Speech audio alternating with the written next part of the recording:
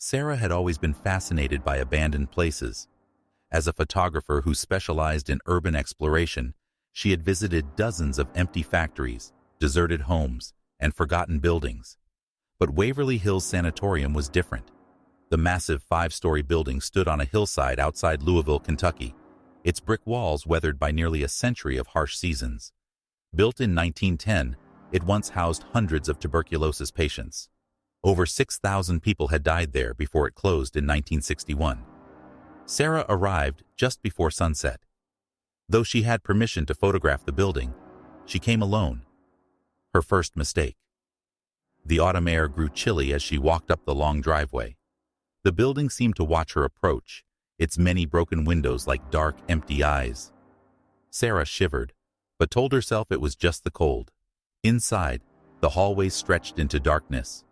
Her flashlight beam caught peeling paint and graffiti on the walls.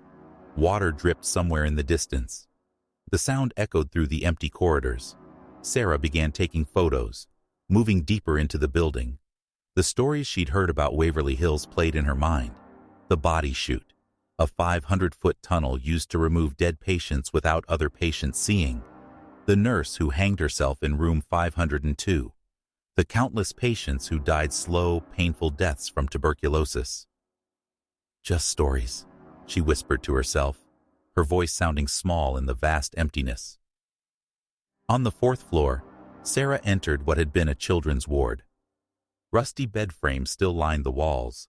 Her camera flash illuminated the room in brief, harsh bursts of light.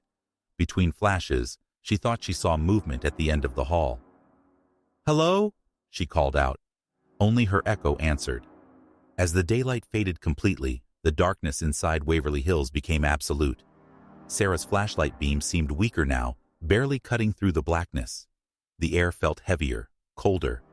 In room 502, Sara's camera battery died suddenly. As she fumbled to change it, her flashlight flickered and went out too. Complete darkness enveloped her. That's when she heard it. The sound of footsteps, light and quick, moving down the hallway toward the room. Sara froze. The footsteps stopped just outside the door. A child's laugh, soft and eerie, drifted through the darkness. Sara's replacement batteries wouldn't work. Her hands shook as she tried her phone's flashlight. Nothing.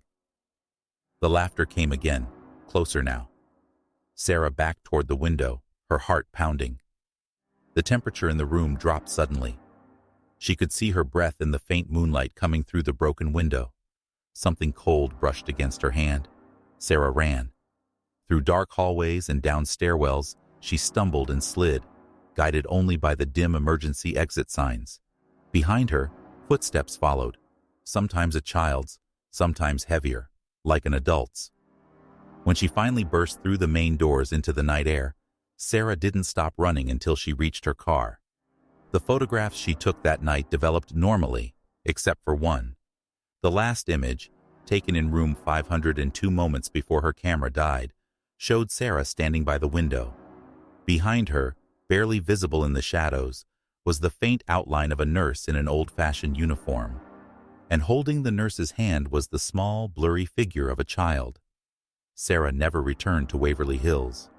But sometimes, on quiet nights, she still hears that soft, childlike laughter in her dreams.